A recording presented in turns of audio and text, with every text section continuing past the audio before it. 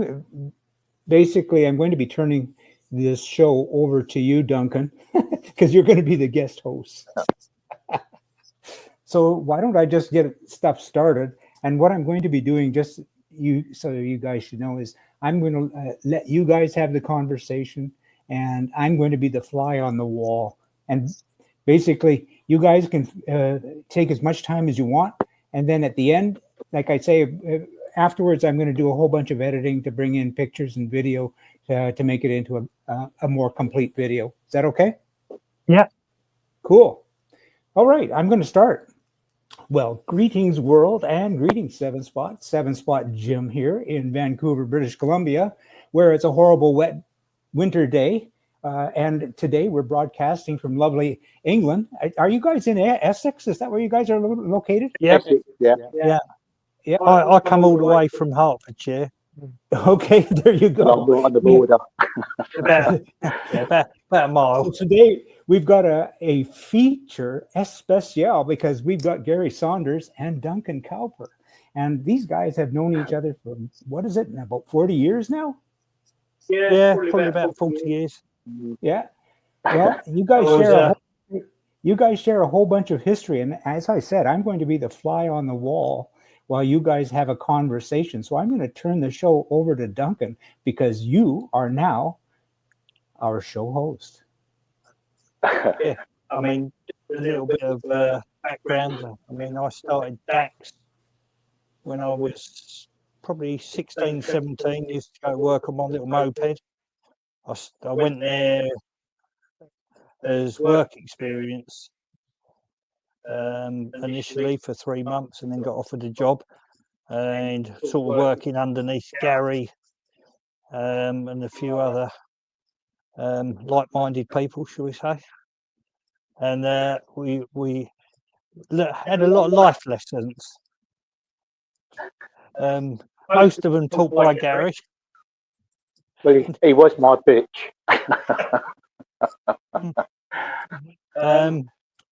Yeah, we had a few near-death experiences over the years.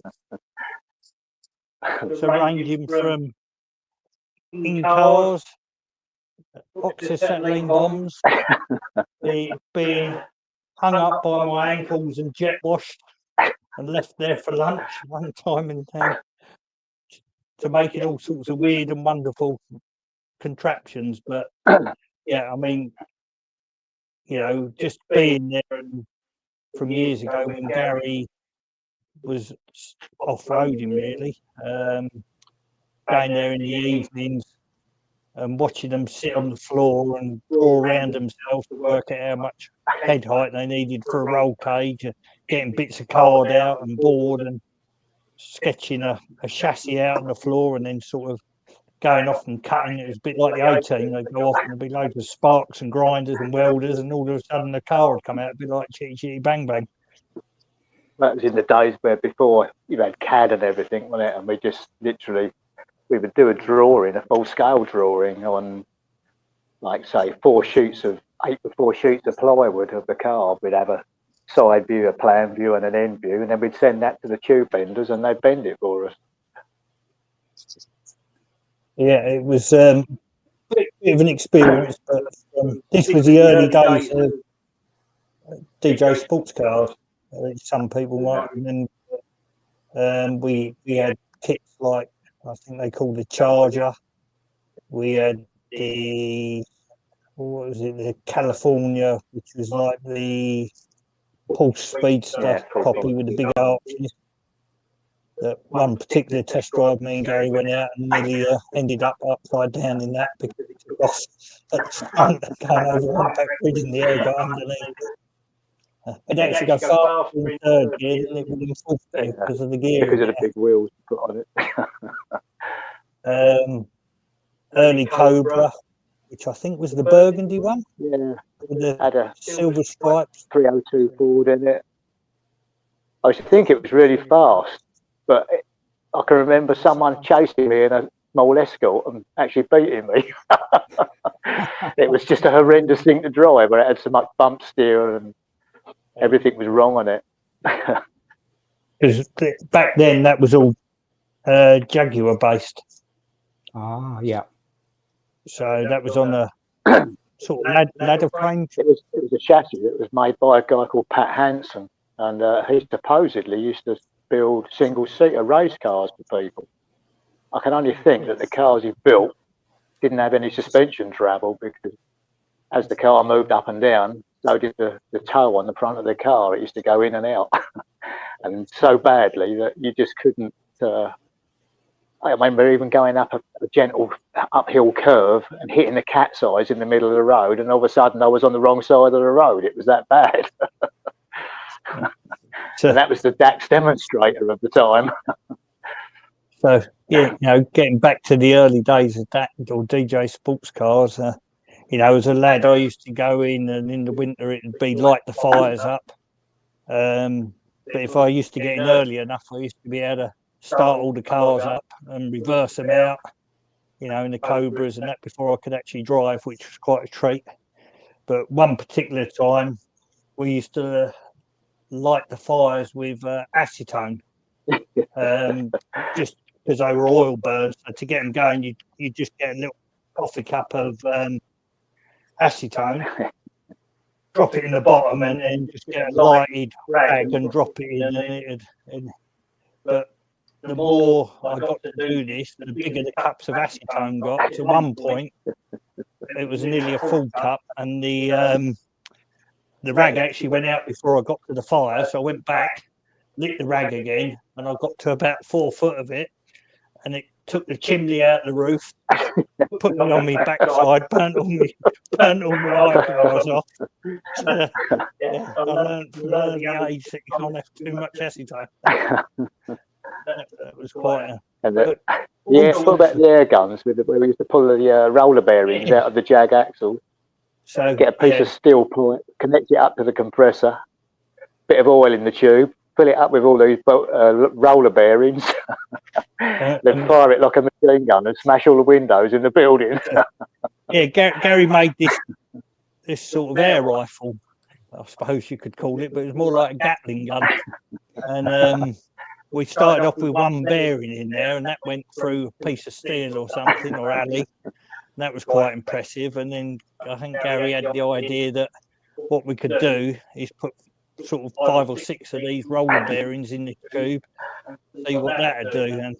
And he hit the switch, and I'm not joking, it was like a bomb going off. Took all the strip lights out, took all the reinforced glass out the spray paint, and we had to clean up a bit lively. But this is all when we was just left to our own devices a little bit.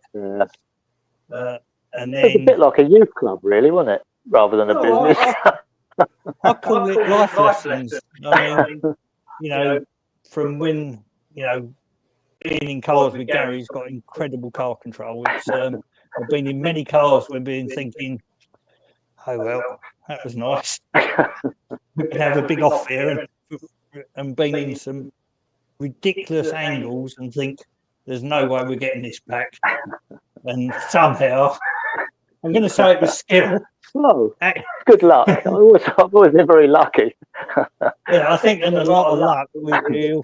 So that's how I thought you should drive. And this was before I could actually drive. So from an early age, that was instilled into me. That's how you drive cars. So off we went from, I think I had a little Mark 1 Escort.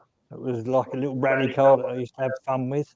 And obviously it was how sideways you could get it. But then more on the DJ sports cars with Gary. I mean, he was a big part of it. And then we had a chap called Peter Walker start DAX. Now Peter, for anybody who knows him, rather large chap, looks like Father Christmas, which I always have a bit of fun at this time of year, saying he must be quite busy. Peter's sense of humour is very dry. If you can make him laugh, you're doing well. Sort of Peter came along, and I think me, Gary, and the rest of them were probably a bit unorthodox. They used to call me with the bar when they were doing things, but Peter was very precise, a millimetre here or there, which was quite frustrating. 0.5. Yeah, or even 0.2 or 3, quite often of a millimetre. So, but I think it was when Peter started that the cars really started to become nicer cars to drive, with suspension set up and bits and pieces like that. Because some of the early ones, like Gary said, were right in the early days. And I say Gary started off with the off-road buggies, which we used to do the all-wheel drive club with Volkswagen engines in. And we used to actually have races at the Kit Car show. So I think I don't know whether who is it, Stoneleigh? Yeah, I look up there on the wall. There's a sales board we had at shows. I don't know whether anyone can see that. Oh yeah. So, there's a year on there somewhere. Oh yeah, 86. I think 86. from so £995 plus VAT. Yeah, for a chassis with the body panels. and that was all the for your off-road racer. That was. Yeah. So yeah, they were good days. I mean, we had some. All of our demonstrators would always be the biggest and baddest that you could fit. That was Of course they DJ were. sports cars. You know, I think because we used to have two departments. We used to have the building department, and my job when I first started at DAX was breaking all the Jaguars and stripping them all, getting reconditioning all the parts and spraying all the chassis with hammerite back in them days. And we'd have a spray shop maybe with 30 chassis lined up as fast as we could paint them. They were going out, weren't they, in the early days. I think that Charger, was it? We did in the early days. Yeah, the Charger was a kit that Brian, the governor, Not many people remember because it wasn't a brilliant car. Well, Brian bought it cheap because the company, I think, had sort of gone into liquidation, and the moulds were all there. There was a Charger 1 and a Charger 2. I think I remember. They were both Volkswagen floor pan based. You just put them both on a standard floor pan, and they were horrible, weren't they? Yeah, I think Gary taught me a lesson once because I said, "Can I have a drive of it?" And I wasn't supposed to really, so I sneaked out the road and I ran out of petrol. And they made me push it back on my own. Teach me a lesson. This is when it was only a Volkswagen. It was made of fiberglass, nice and light. Then we all got in a little bit of trouble for having too many tea breaks. So they moved the welding shop and the fiberglass shop all over to one place, so we could all be keep an eye on us. It worked to an extent, but not probably as well as I thought it was going to work, because it was like the Great Escape. We'd be working on the lathe and people who knew what you were up to, but we'd been making all sorts of gadgets for petrol scooters and things that weren't anything to do with the DAX or anything. And Brian had come in and you think, oh, I've been caught this time, because he didn't really know what all the bits were. You could get away with it as long as you was convincing you were still working. So we used to make all sorts of weird and wonderful machines. I mean, Gary, for the people who don't know, but went on to become world lawnmower champion as well. Built that there. Yeah, so that got built there, possibly in some of Dax's time, maybe. Well, yeah, Brian was really good. He would let us. We all had the keys to the workshop, and we could stay in there as long as we wanted. We could go in all weekend and work on our own stuff. Quite often would knock off at 5 o'clock and still be working on my own stuff till midnight. And I built several motorbikes there, several rushes, like the rush with the turbine engine in, the other rush, the first four-wheel drive rush. I'm keen to find out, with regard to the rushes, I'm keen to find out about the camber compensation. How did that come about? Well, that was Peter Peter Walker. We were always having this issue with, especially on the Cobra, the rear independent suspension on Jaguar suspension. When we used to shorten it, it made things worse. As you shorten the arm and the drive shaft on the old-fashioned Jaguar, for every inch of travel, it pulls on even more camber because it's driving a tighter arc. And when we started using low-profile tyres, it would then start to pull on too much camber. And in a corner, it would, if you hit a jump halfway through a corner, it would pull on the lower camber, and then it would break traction on the back. And you had trouble keeping it in a straight line. So, again, Peter come up, he went on a way on a walking holiday, and it went through his mind that a simple way of keeping the camber consistent, even with suspension travel, and he came back with this funny model that he'd made over his holiday of how to do it. We were all sort of quite, disparaging of it, thinking, I can't see how that's going to work. And then he just gave us some rough drawings. We made one, put it to the back of one of the rushes, and believe it or not, it did actually. It understeered them because it had got so much grip on the back. It was working so well. Then we went from there. Yeah, between sort of Peter and Gary and ourselves, like Peter was, like I said, very, very technical and could come up, but maybe not be able to stitch two pieces of metal together very well. But with Gary's, he'd look at something like, I can make that, and off he'd scurry into the welding shop, and like I say, there'd be sparks and grinders and banging, and all of a sudden something had come out, and we'd bolt it on the car and take it up the road and try it. But as I said, with Brian, to be fair, in my early days, there was when I built a CVH powered rush first, which was done with a very lightweight tube. We bought some lightweight tube to make a bit of a special one, and we did that, and we had a CVH that lasted, I think, about 3 months in the car. We sprinted it, but then I did a bit of a deal with somebody for a Cosworth engine who somebody had brought an engine into DAX and then decided he wasn't doing it. It was all in parts.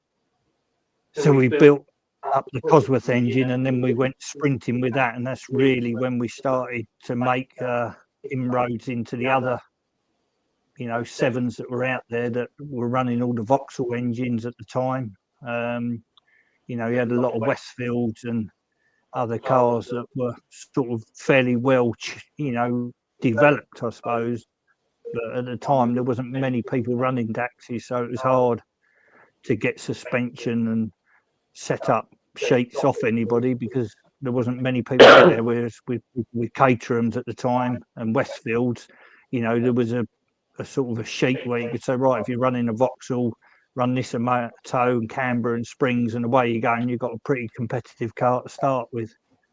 But with us, it was quite a hard battle to compete and show that the DAX was actually better handling than all the others. So we had to go out and beat everybody really to prove that, which I think we did, didn't we, Gal?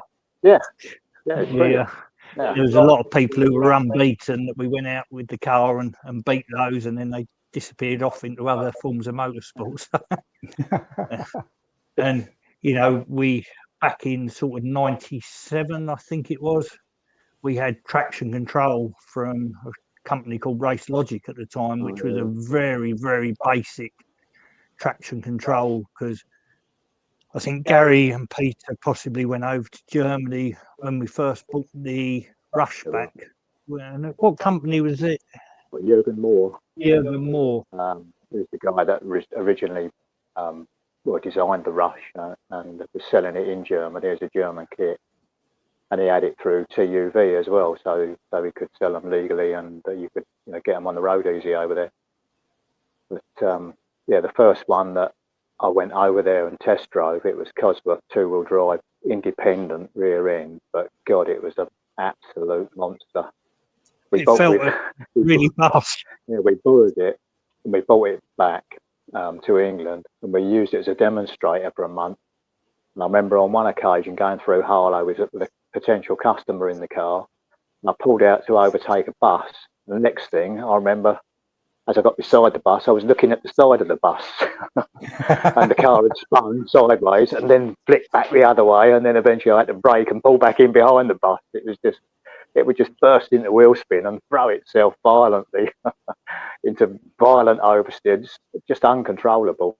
And I think it was about 350 horsepower, weighed about 700 kilos, somewhere between 600 and 700 kilos. But it was probably the fastest thing we had driven to that point, and it did sort of scare me at first when I first got in it. So I think Gary took me out for a test drive in that, and I thought, need one of these. The Cosworth engine went in, and of course we needed more than 350. So I think we went for about 430 originally with my one, which was, and we did get, but that was the car that we actually put camber comp on the rear of that car. Yeah. I think we tried it with a demonstrator, and then we put it onto mine to do that, and it all started to work.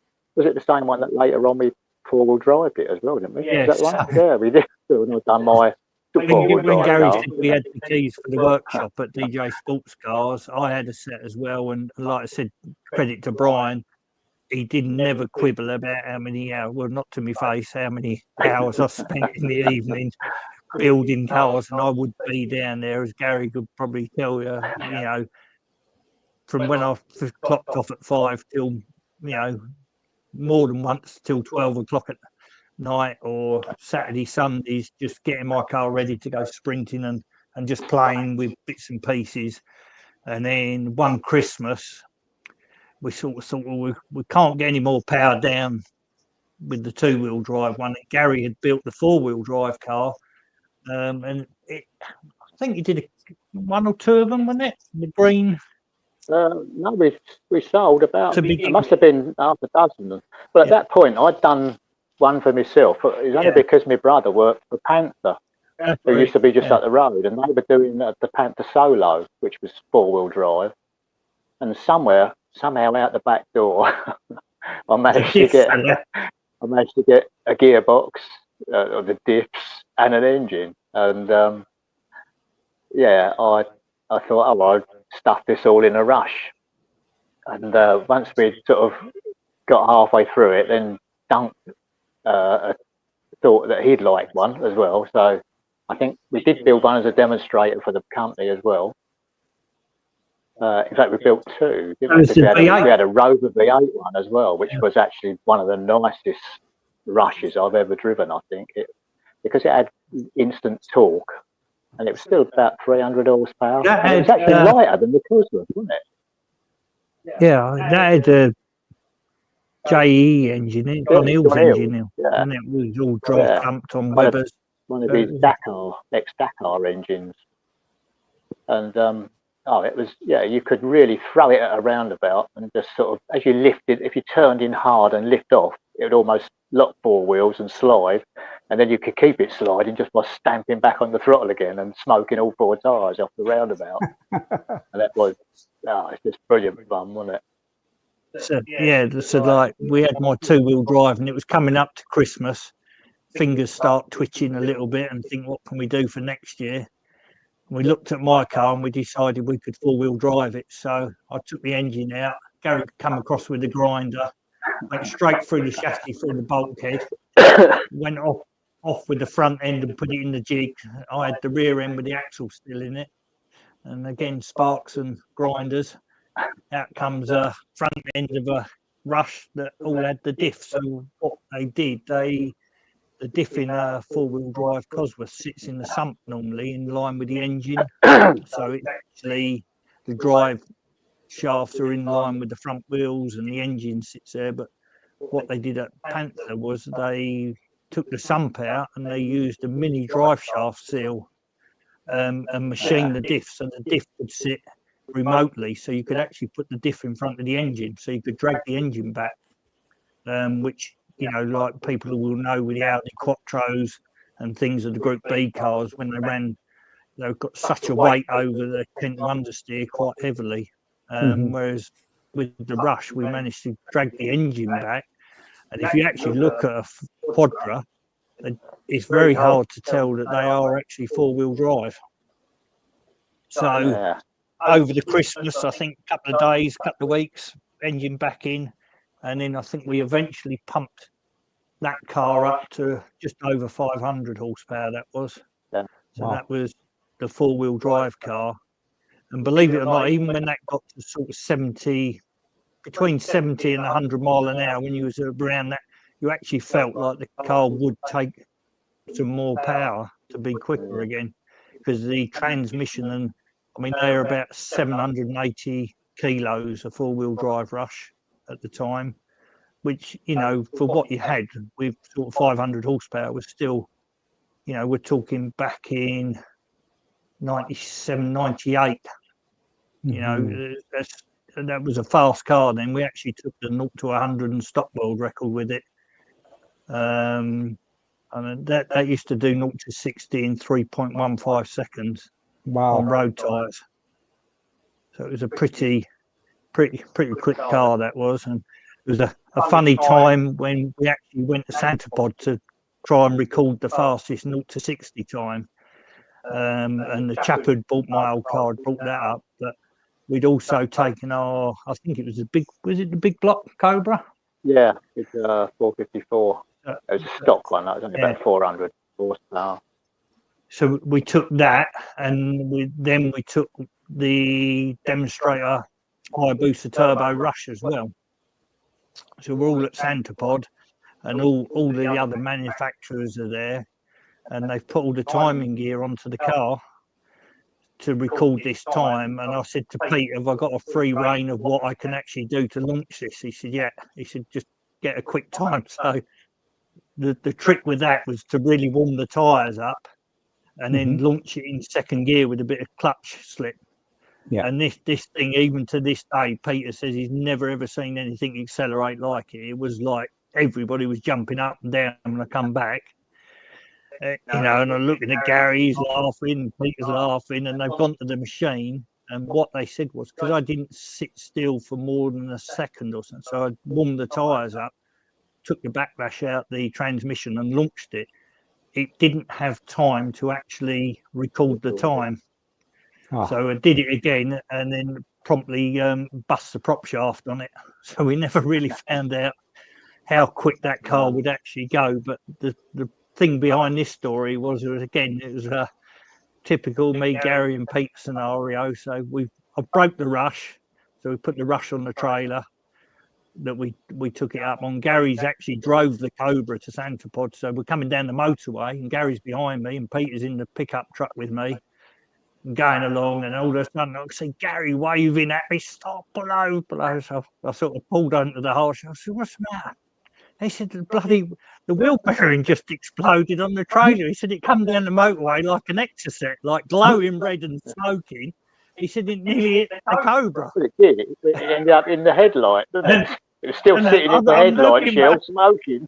I'm looking back at Gary, and I see the Cobra. I said, it did actually, and it was sitting sizzling in the headlamp bucket. It was the bearing. The wheel didn't fall off. I think it was only the brakes that were keeping the wheel on. So we readjusted where the Rush sat on the trailer, so that was all right. Took the other wheel off and come back with just two wheels rather than four wheels on the trailer. And I was saying to Pete, I said, all we need to do now is roll the van. And I said, we've got the full set. And he said, you slow down, Duncan. Yeah, managed to break the Rush, the Cobra, and the trailer. It was only the van that survived. So, yeah, but we used to go out on all sorts of fronting test days, and that were really good fun, weren't they? Track days with Total Kit Car as well, with Steve Hull.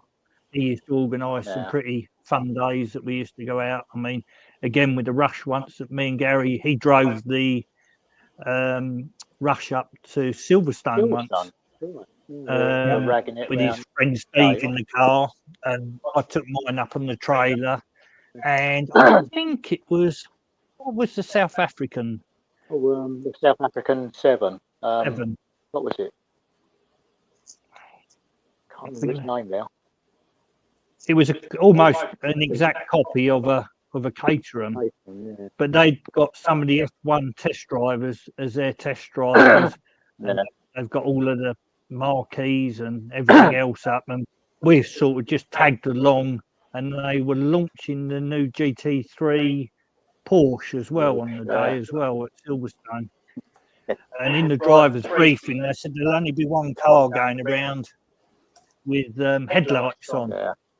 So, you know, and he can overtake inside and outside. Birkin, wasn't it Birkin? Birkin, yeah. Birkin, that's right. Yeah. It's still, I don't know whether they still, but they spent a lot of money. But as this chap was saying, you know, the only person to be overtaken with their headlights on, this Steve just looked across at me and just smiled.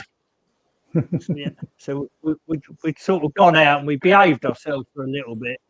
For a while. And then I came onto the start-finish straight and we lined up, I think it was 3 of the new GT3 Porsches, and absolutely battered them down the start-finish straight, because I think my car at the time was geared for 156 or 157, which it hit the limiter down the start straight at Silverstone, which was the higher boost turbo, and also went past this little Birkin as well, to the disgust of all of them, because all of their customers came running over with their name badges on, asking whether I'd actually take them out in the car. Yeah. Again, Gary was, you know, I mean, the weather was dreadful. I mean, he drove it. I drove up there. The Worms one up there, then I boost the turbo. Yeah. And those were outrageous days. I remember the rain all the way, no roof, a crash helmet on. Open face crash helmet, and all the way back from Silverstone. Again, that's, you know, from Gary's, you know, me racing with, you know, when I was a little lad with Gary, you know, learning all of this sort of stuff. You know, it doesn't matter what the weather is or whatever, you just go out. You know, all of my sprinting, I think back now, I had no mobile phone, no mobile breakdown covery. Drain the toolbox. I used to put my toolbox in the footwell, drive to a meeting, race, and just come back, drive it back home again. It's just like bonkers, really. But we used to do. Yeah. And the thing was, Brian used to just let us, like, again, as soon as we built a new car, we'd have to get lots of miles on it, obviously, before we started selling it. And Brian would just let me do anything with it. I'd go take it home and rag it, go out all night. And he was paying for the petrol as well. I mean, with the Cobra, I can remember, you know, some days I'd go out, I'd fill it up 2 or 3 times and just out ragging it about around local back lanes and down the motorway, and just to sort of run it in and get it all sort of, you know, shook down, ready for being a demonstrator. And I really did have a dream job, and I think back on it, you know, and I don't think I realised quite how lucky I was at the time, to tell you the truth. I don't think Brian and Pam used to appreciate when we used to start the big block Cobra up in the showroom and leave black lines as we left with the customer, but it used to make us laugh. But yeah, I mean, the Kamala you had, didn't we? The Kamala was a lovely car. Me and the wife, we went to Belgium in it. We went, we drove it right up to York, I think it was once as well. Which is again, and it was a really practical car. Actually, it was, you know, you could get quite a bit of luggage in it. It was waterproof. It had a heater, and the doors in the summer, the doors would come off and stow behind the seat, and it was so aerodynamic. Even with the same engine as we had in the Rush, the top speed and the acceleration at the top end of it was much greater. Do you remember when we were taking it around Bruntingthorpe, and you could see as you were going down, we thought it was blowing up. There was big clouds of dust and smoke coming up behind it, wasn't there? But it was the way it actually picked up all the dust and everything off the runway, unlike any of the other cars, because it didn't have sort of ground effect. Well, it was a full flat car as well, wasn't it, underneath?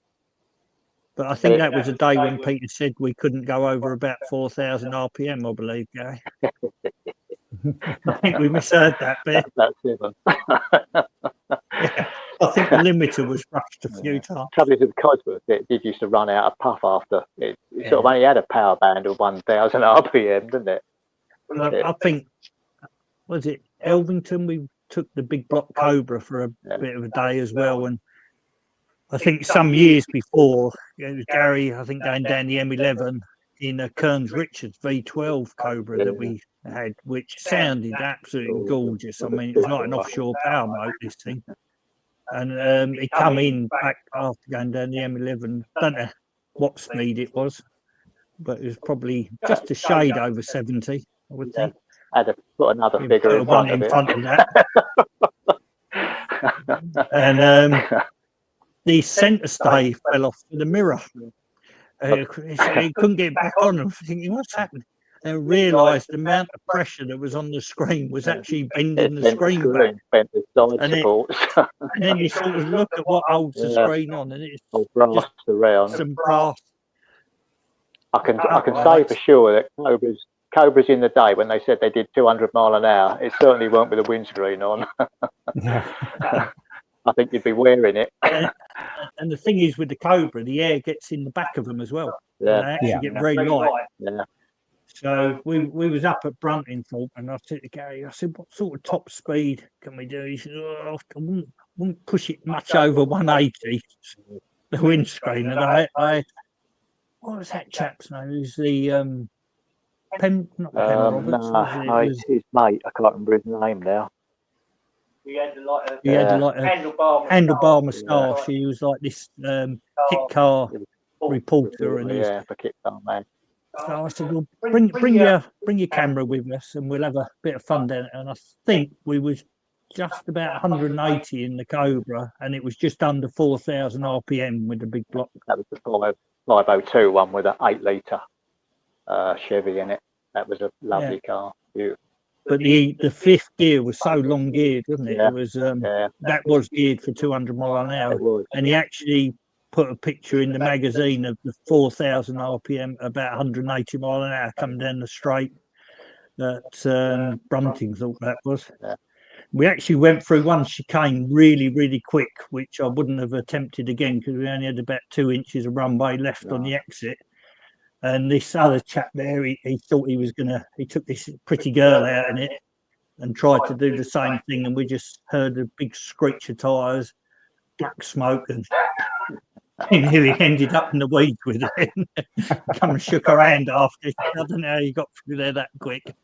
But yeah, I wouldn't have attempted it again. But it was just things we did, when other sort of constructors were out there, you had to make yours look better than anybody else's. And then, as I say, with Gary again, I had 3 or 4 spurts at working at DAX or going to DAX.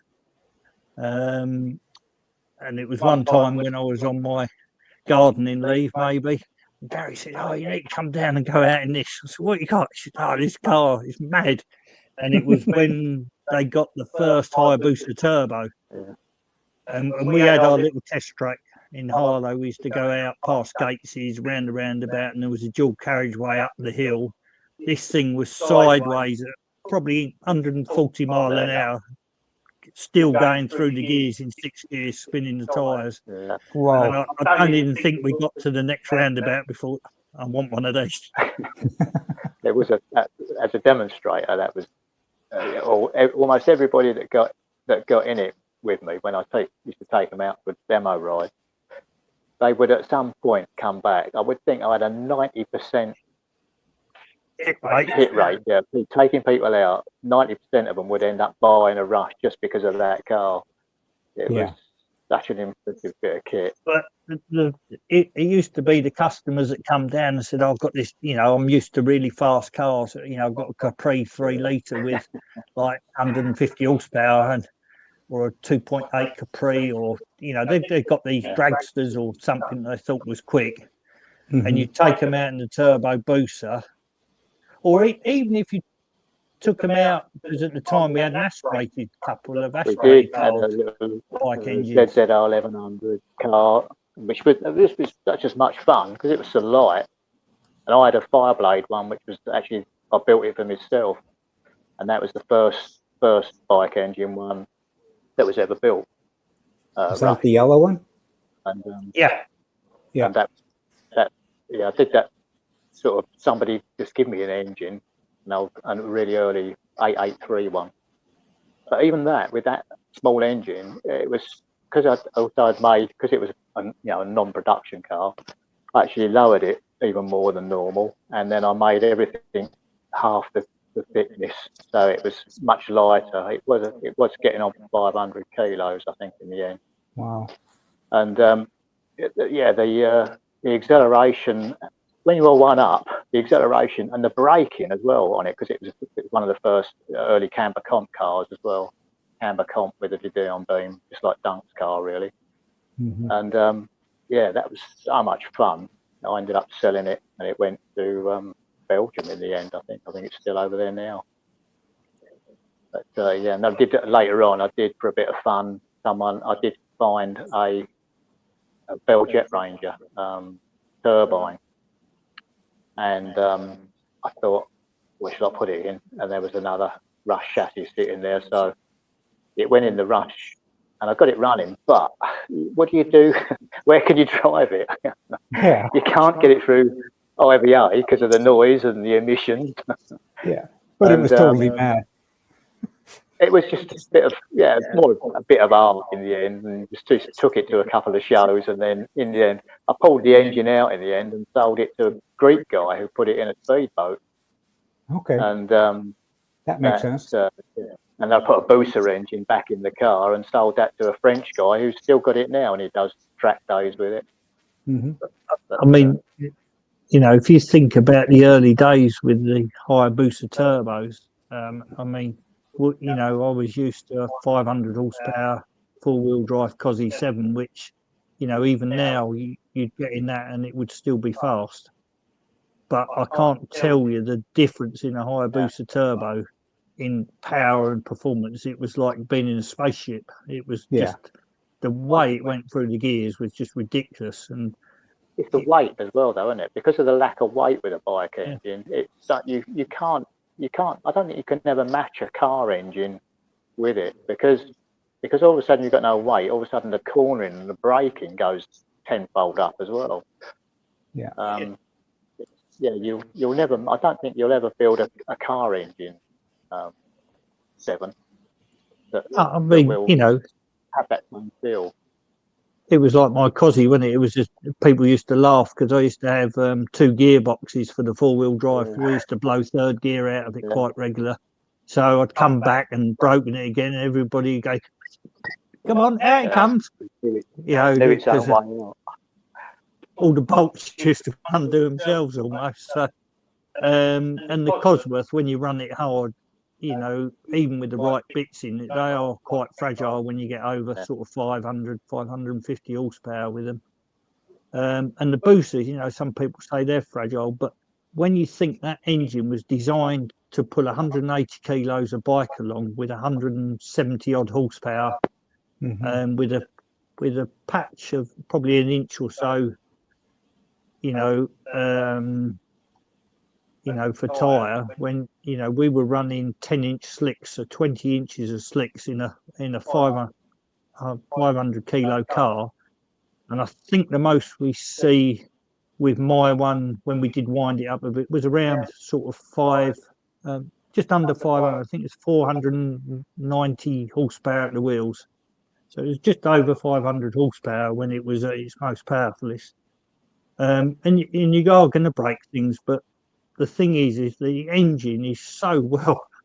I mean, even with the problems you have with them, it still doesn't. I mean, I've probably broke every single part you can break in a Busa over the years, but still, it's such an incredible engine.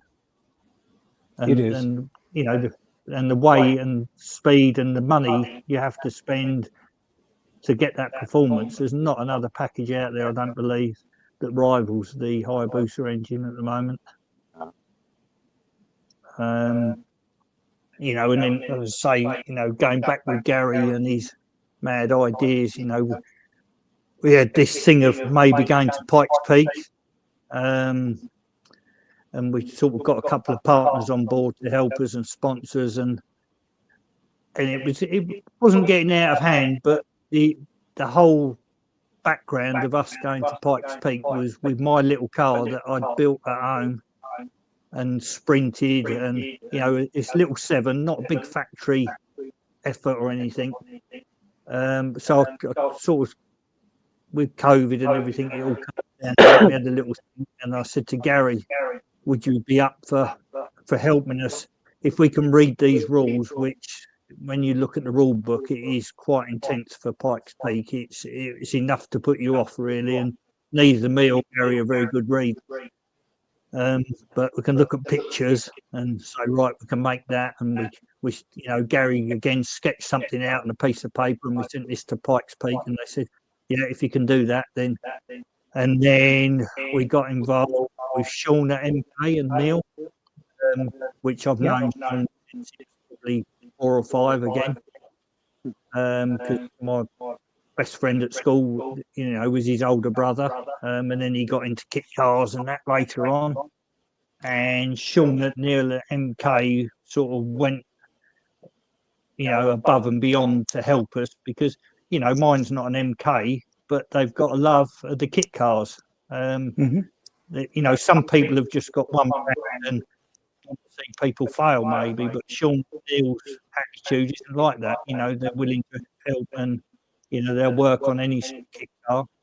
Well, I even do work for them now as well. Yeah, Gary does a lot of work for them. Yep, lovely gas tanks. Yeah, he does. He does all the mods on the stumps and the axles and diffs.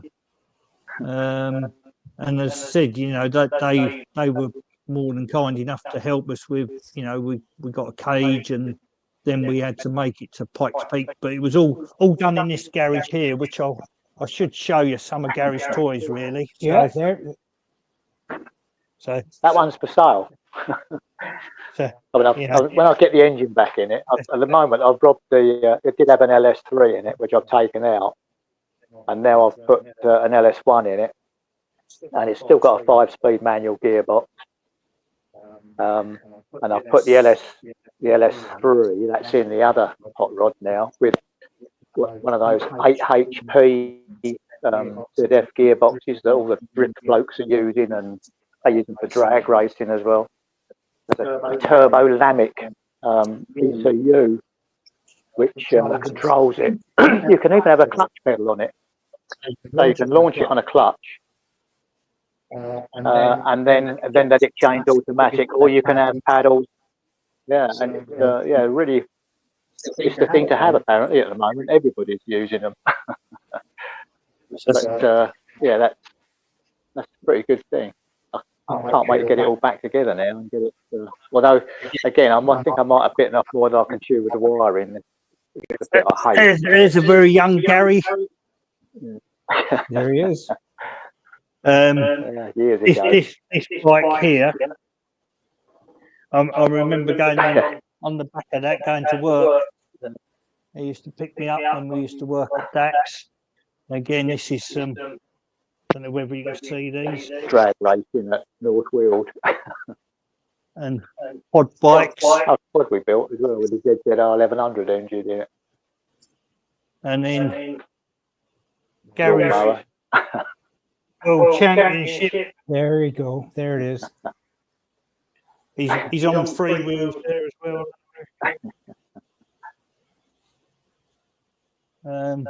Yeah, some of there's the turbine car. That was completely nuts. Yeah. And that's the first DAX Cosworth. That was our demonstrator. Yeah. That came to a grisly end, that one. Yeah. But it still didn't die then, because I straightened it out again. One of the magazines borrowed it for a weekend, and the young lad that was doing an article on it, he decided to go for a drive on the Sunday when he shouldn't have been, And what did he do? He slid it. He Slid said he hit sideways and the hit a bump. curve, didn't he? But it bent the car so much that when it come back, it was 3 of the wheels were on the ground and one was about 6 inches off the ground. Oh dear. But it twisted the car so badly. This trike as well was very scary, being a passenger in as well. Yamaha Brago. So yeah, and some of Gary's toys. Yeah. He plays with his grandson, and yeah, we've there's that's the old days. Can you see that? Yeah. The So old that's the Nevada, off-road buggy. DAX Nevada. We sold a few of them. Yeah.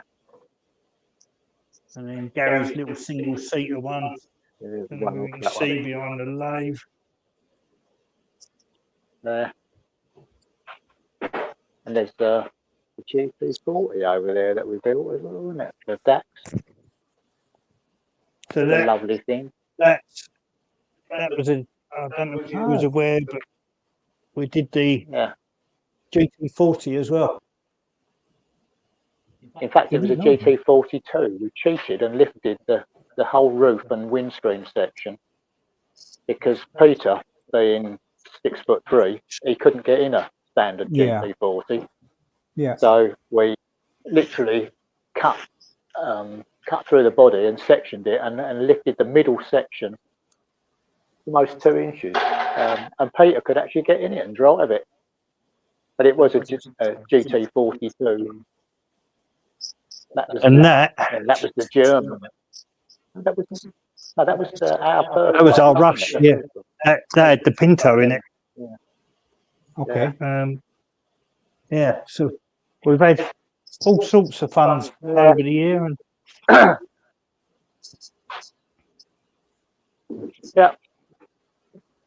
but That's yeah, very cool.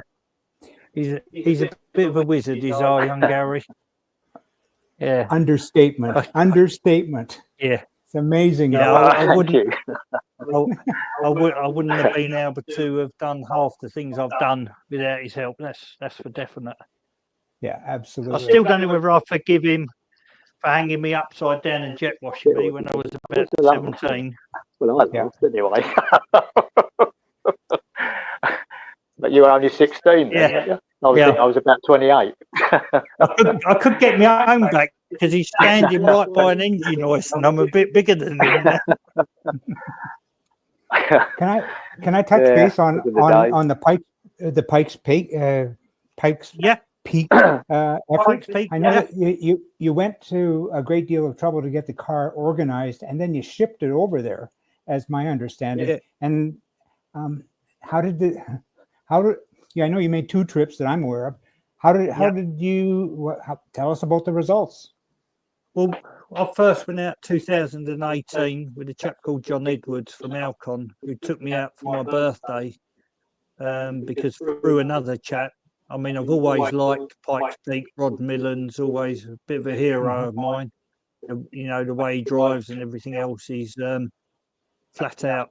And so for my 50th, I got invited out to Pikes Peak, and they were looking after the Volkswagen IDR, which took the record with Roman Dumas, which was the electric car. So that lowered the record. You know, nobody really thinks that's probably going to get beaten now because the road with the ice and the heave is very bumpy now. I think when Loeb did it, they actually re-tarmacked the track overnight.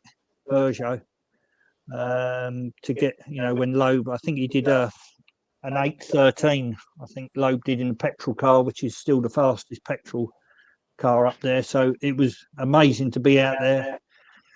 So then a year or so later, I think it was 2018, I first went out.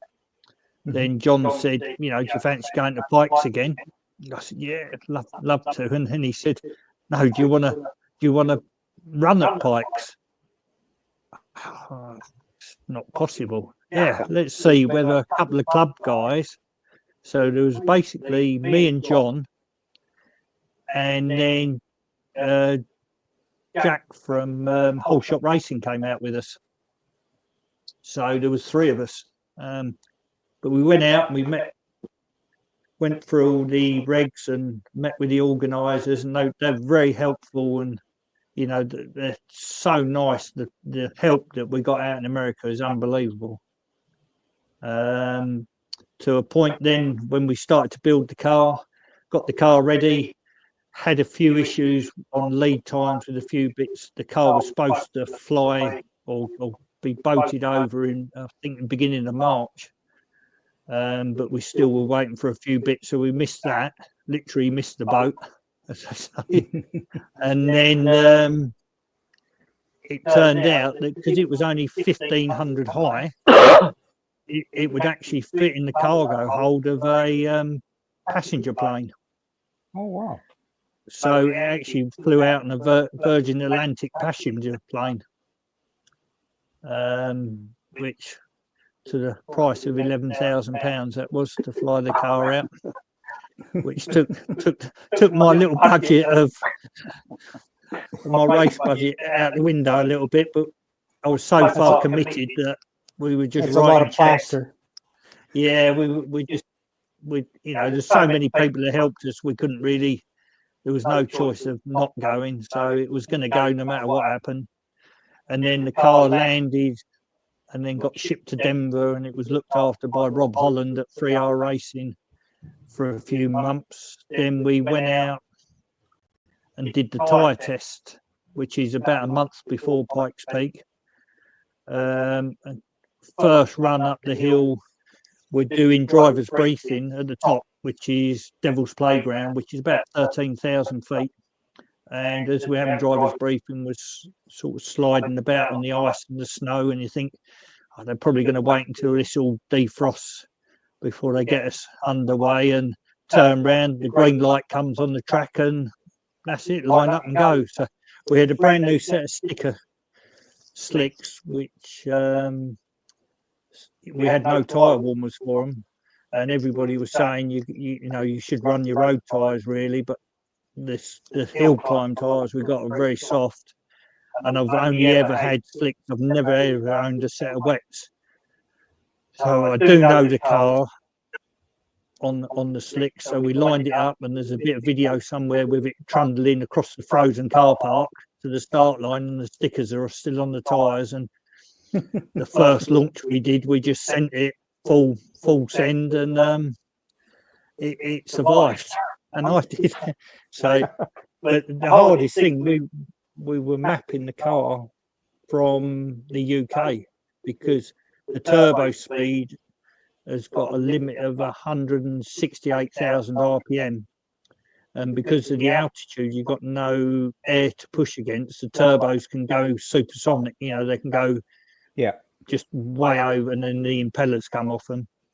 And I think we reached 194 on one of them, on one of the runs, before we actually got control properly of the turbo speed, which was done by a chap called Sam Boardman. But we were actually Bluetoothing off my computer by mobile phone back to the UK and mapping the car, and then he was modifying the map for me live, and then we'd do another run. And the Americans and everybody thought this was balmy. They thought we were trying to make a phone signal, and when I said no, it's my mapper, and they looked on the computer and could see he was moving everything live and tuning the car, they thought that was quite cool. So and there's a lot of people did some calculations, but the car literally started on the second start of the car, and it didn't miss a beat. So practice went all well. The car didn't, nothing wrong with it at all. Come to race week, we qualified, I think 12th for the. It might have been slightly higher than that. I think it might have been 20th or something like that. But I think the first year we finished 12th, and we did a sub 10 minutes. We did 9:57. But there's only been, I think, 6 or 7 rookies in 102 years that have ever broken 10 minutes. So it's a very small club. Sebastian Loeb being one of those as well. Wow. You know, none of them were back plastering on the Wednesday after landing. You know, we were proper, you know, rookie. So it was that was quite good. And then I wasn't going to do it again because I thought we can't replicate what we did, and we left the car out. But then again, there was so much help from America, and we met up with a chap called Aaron Kaufman, which some people might know off Gas Monkey, who's a very good friend of a chap I was staying with, which is Bob Boileau. And again, the help you get is just mega. But what we wanted to do was this funny little car. Everybody talks about 1,000 horsepower and the rest of it. We actually detuned my car for Pikes. I think on the start line we were running around about 340 horsepower at the wheels, and I think by the time we got to the top we were around about the 280 to 290 horsepower. And it's more about learning the track. I spent months and months on the sim learning the track.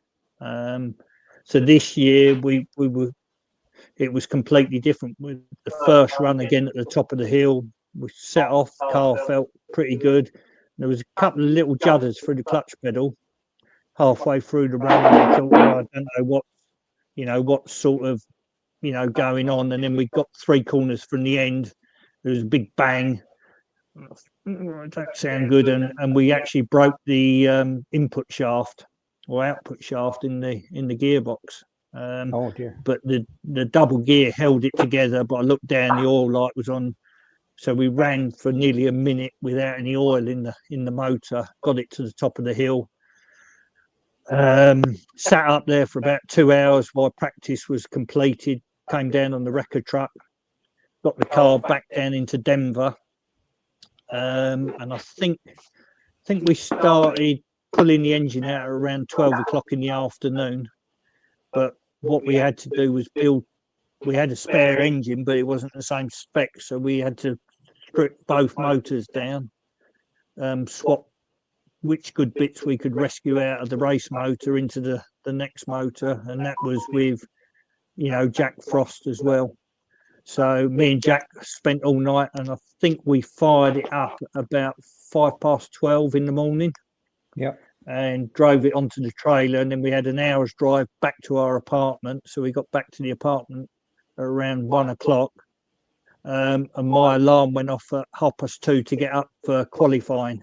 So we might have had 3/4 of an hour in the bed, I think. And then we went for qualifying.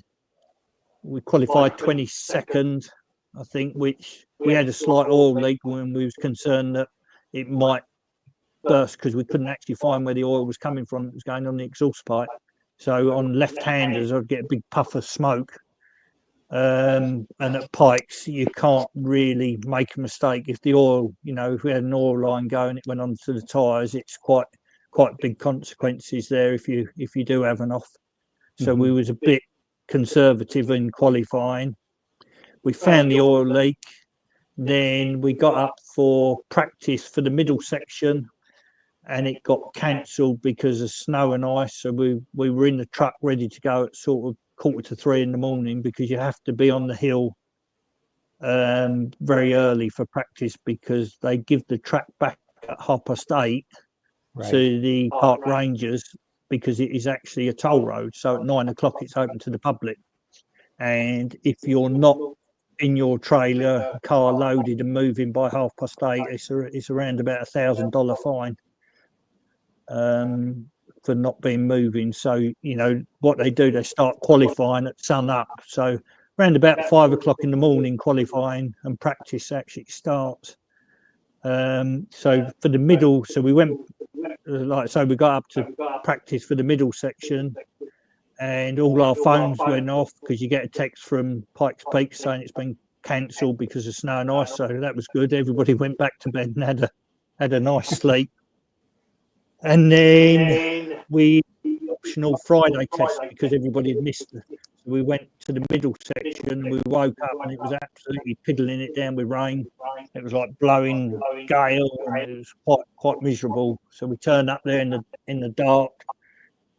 And we think, I haven't done a lot of running that week, so whatever running, and it might have rained on race day. So I said, we're going to run the car no matter what.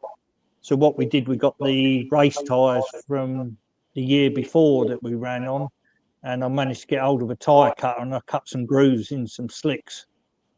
So we sort of made a bit of an intermediate tyre because I didn't want to waste a set of full slicks because we didn't have that many spares. So we thought we'd just run something that will get us, you know, because they won't let you run slicks in the wet. So you have to, you know, show them. And they sort of asked me whether this was the manufacturer's guidance for cutting, which I said yes to, obviously, because that's what they were. They weren't just cutting the garage the night before.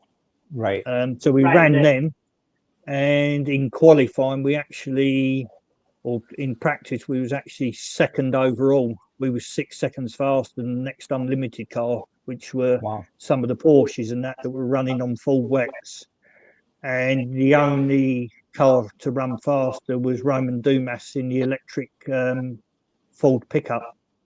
Wow. So we sort of got quite a lot of attention that day. So I was sort of hoping it might rain on race day. And then we turned up on race day. We had a few issues. We went to load the car the night before and noticed that when I moved the steering, there was something not quite right. And one of the wheel bearings had gone out because there's some funny shims on the camber front suspension that have a habit. I mean, this has been fine for 9 years, this wheel bearing, and it decided to break at Pikes Peak. So I took it apart. It runs a Sierra bearing. So I thought, that's all right, my spares. I've got a spare bearing. Strip it all out, get the new ones out, and they give me a Cosworth bearing rather than a 4x4. So it was a different size bearing, so it didn't fit. So I sort of looked at the sorry bearing that was on the floor, and I thought, well, you're going to have to run again from the front. So we cleaned it into petrol, greased it up, re-shimmed it, put that back in. Went to start the car up, and the lift pump packed up. It sucked a load of the foam out of the tank. So we stripped the fuel pump out, rebuild that, and then we had it up there. And then on race day, a couple of cars had some offs, and then for some reason it just got horrendously hot. And there was 16 cars that failed due to overheating. Now these are cars that have run at Pikes many years, but it put us probably 2 hours behind our run time, so it was even hotter. So we set off the line. Everything was fine. About 6 corners in, thread had pulled out the clutch slave cylinder out of the motor, and we lost the clutch 6 corners in. And then I started looking at some of the temperature gauges, and we had 104 on the water, and the oil temperature stopped reading at 140. But because the water was so hot, it put the fan on, which then drained the battery because it's not designed to run flat out all the time. And I think we crossed the line with about 10.8 on the voltage, and if it had gone down to below 10 volts, the ECU would have shut off. But we actually finished 9th overall this year.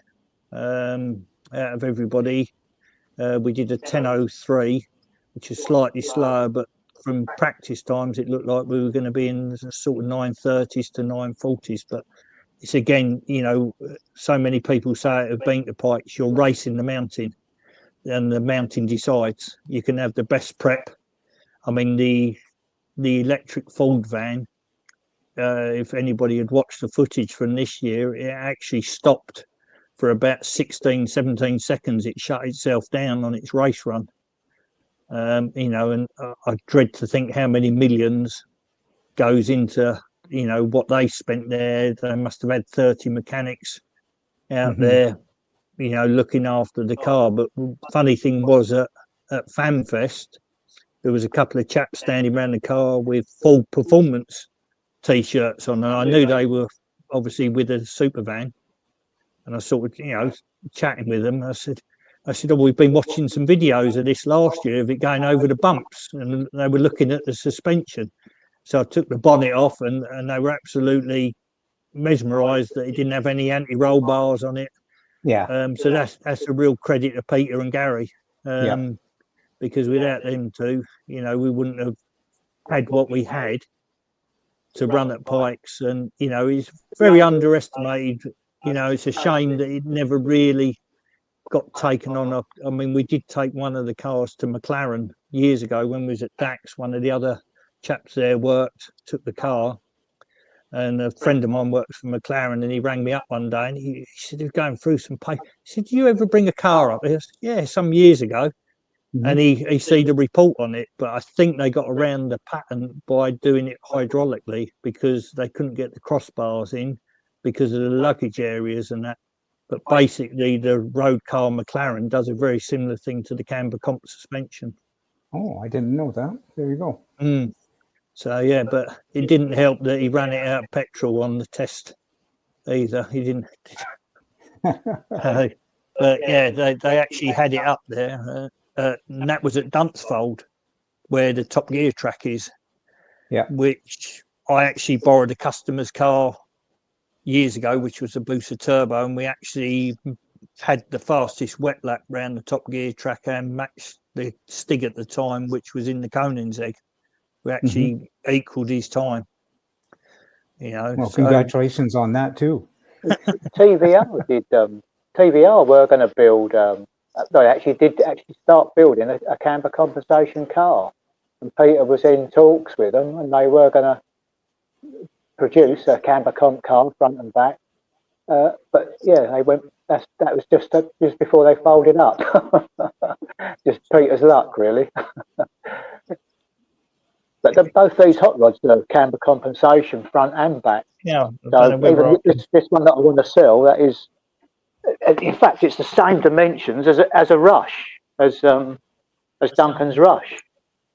The actual track and the wheelbase, and all the A-arms and bits. I built them in the same jigs, but just made them heavier material. And obviously the chassis is built specifically to the body with the roll cage.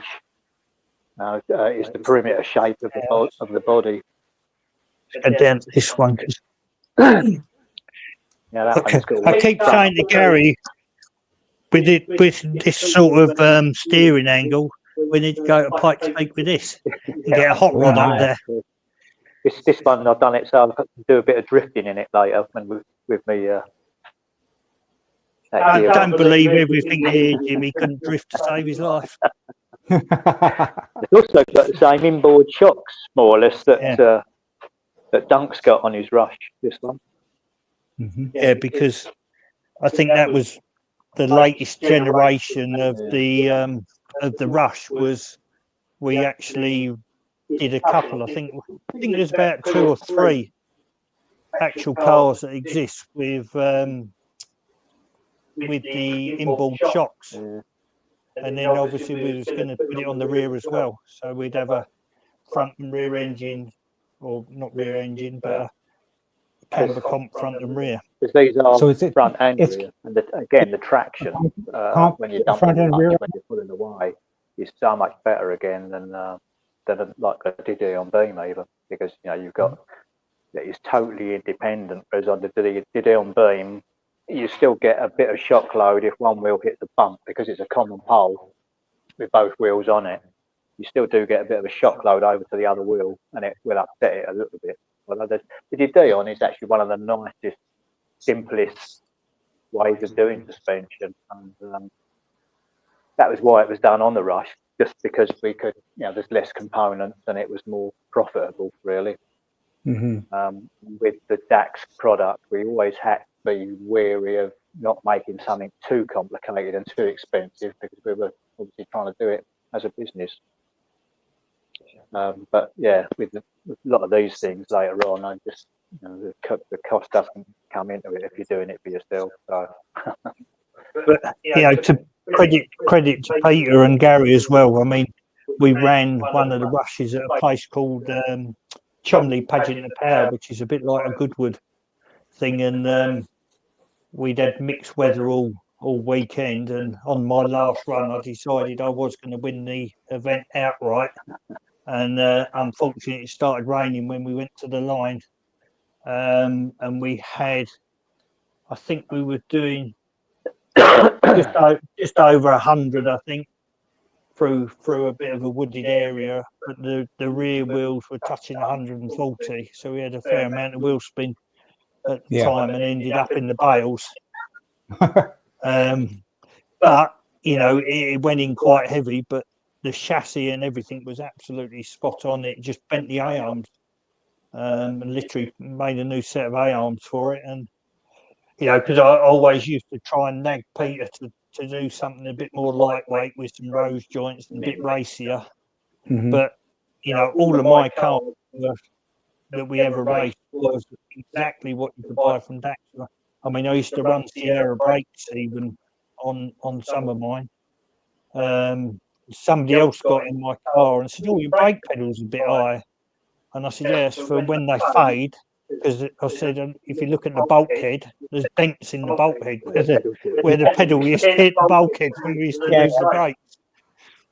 But you know, we didn't have anything that was really special on there. So, let me. There's the. You're getting some attention there. Yeah, that's cool. That's cool. Yeah. Yeah, that was a nice thing, I suppose, with the cars that we used to build at DAX. Nothing was that you couldn't buy as a customer. Also, like the chassis, we'd always do the chassis out of CDS mechanical, so it's really stiff and rigid, and then we'd do all the A-arms out of thicker but softer CDS hydraulic. And that was the idea. The idea was so that if you did smash it into something, the arms would fold up, but the chassis would just be good to bolt, you know, fresh A-arms on and go again straight away. So the Rush was never the lightest 7, but always the most reliable. I bet you won't find someone that's had a crack in the chassis or an A-arm fall off, whereas a lot of the other kit, you do hear some disaster stories. Yeah, absolutely. Especially when they're using rose joints, holding the A-arms on, the cloth and rose joints will snap. Arms will come off and do further damage to the rest of the chassis and everything. But that's never happened with a DAX of any description. I mean, you know, Gary can probably pay testament to when we put some proper brakes, the Alcons on the brakes, and I ran the slicks on them, and I took him, I think, round Brands Action. We're coming to the hairpin. I mean, the amount of braking force, because you've got the camber comp, you've got the full contact part of the wheel, so you can actually brake as you've got turning on, which normally on a standard car, as you turn, you pull more camber or caster on, so you go to the inside of the wheel and you snatch your brake. Whereas with the camber comp, you've got the full, you can absolutely bury the brake and still have a bit of turning on, which is quite unconcerning if you're not used to it. You know, we had a few test drivers from magazines drive the car, and because they're very softly sprung, the cars, and with a stiff car, you can go out and you can feel the grip, whether it's understeering or oversteering, straight away. And you can feel like you've got confidence, but the speed you're doing is not great. It just gives you really good feedback. Whereas with the camber comp cars, they're quite soft, and you have to drive to where the grip is. Yeah, you know, and that's a bit unconcerning for people who are normally used to race cars that are very stiff, and they think, oh, well, that's, you know, I'm not sure what's happening. And there was one instance when we was at Anglesey, we was doing something for car-on-car conversion, and I took my car up, but I suffer from rheumatoid arthritis at the time, and my hands and everything weren't very good, so I didn't really want to drive too much. So we took my car in the demo, the chap got in it and he drove it, and I was listening to it and watching it. That's not going as fast as it could. So I said, you know, is it all right if I go out and have a go in it and just, you know, see what time I can do? And I actually beat his time. And this chap was Mark Hale, who's an unbelievably good driver in TVR championships and everything else. And chap ran over to him and he said, "Oh, he's just beat your time." And me knowing racing drivers, that was enough to G him up to get him back. He said, "I think I might need another go in that then." And he went out, and I think he was 2 tenths off the outright that record. There you second go. go. Yeah. So and that was, and he said, "If you put a proper seat in it, I'll break the record." Yeah. So there are differences in them. But yeah, I used to always get ribbed about the car being a bit heavier than all the other sevens, but we were running a lot of power, and we never ripped a diff out. We never broke anything on the rush. You got to finish. Exactly, and that's a bit like Pikes Peak. Everybody's saying 1,000 horsepower, and we turn up with this little car with barely 380 horsepower. Yeah. And there's other cars there with 1,200-1,400 horsepower. Yeah.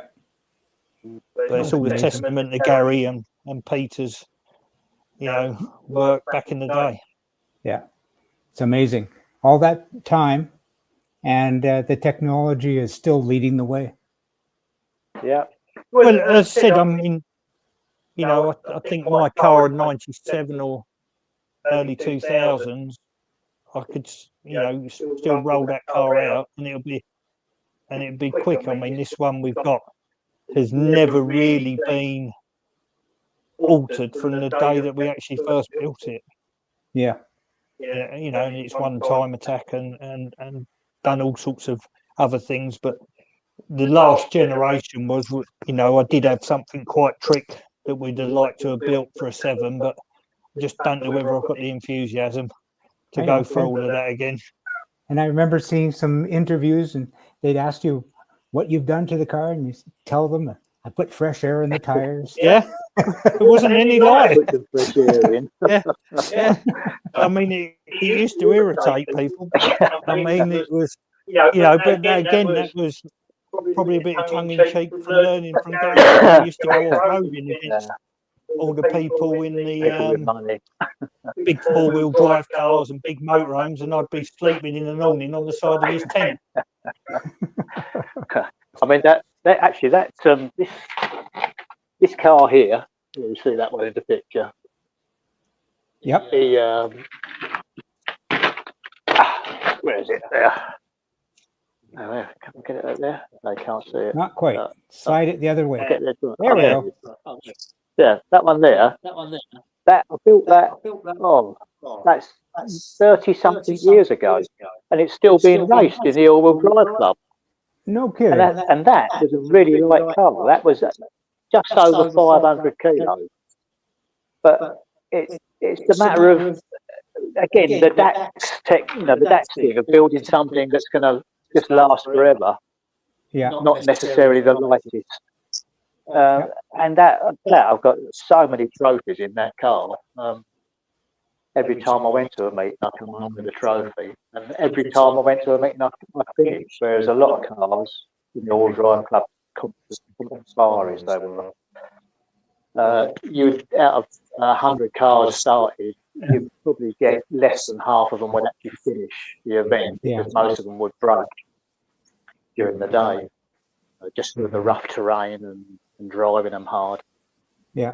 And that learned me a lot, really, with just making, not so much on the handling side of things, but making a structure that can take punishment and how, making something as light as you can without it falling apart. Yeah. That was really good. Good bit of insight. It's not all about money either. To build my first rush, I actually sold my go-kart. So, me and Dad used to do go-kart racing, and it was getting a bit expensive, so we sold the our go-kart setup, and I went down and put a deposit on a Rush chassis, and then we built that up at home in the garage. There you go. Which was my 1600 CVH one. I mean, I am horrendously dyslexic and wasn't very good at school or anything like that, but it sort of proves if you've got a bit of determination. Yeah, and you want to do something, you can think out of the box a little bit and go and achieve things that it doesn't matter how clever people are and how much money they got. that they might not get there because they haven't got the passion. Yeah, that's, You know, this is me and Gary 40 years later after we first met, still tinkering, which is balmy, really. I thought Gary was an old bugger when I first met him, really. well, you brought me full circle, Duncan, because that's why I wanted to bring the two of you together, because I knew that you had the 40 years of history. And Yeah. look at this, you've given us 1 hour, basically an hour and a half of your time. And if I were to be an honest man, I'd probably say your battery on your phone is going to expire any moment. Yeah. No, well, we can take some of the good bits out, but it is about that, you know, like I said, it's, you know, kit cars is, I've not got an affinity to anything. It was just I could only fool the DAX because I worked there. You know, if I'd have built a Caterham and done Pikes Peak with a Caterham, I'd probably be sitting on a very expensive car now. Yeah. You know, but again, it's proved that, you know, some people just didn't get it, that why don't you just build a new car for Pikes and make it better than, but it wouldn't have had the history that my car had. Yeah. And one of my favourite films and a bit of inspiration is The Fastest Indian with Burt Munro. Yeah.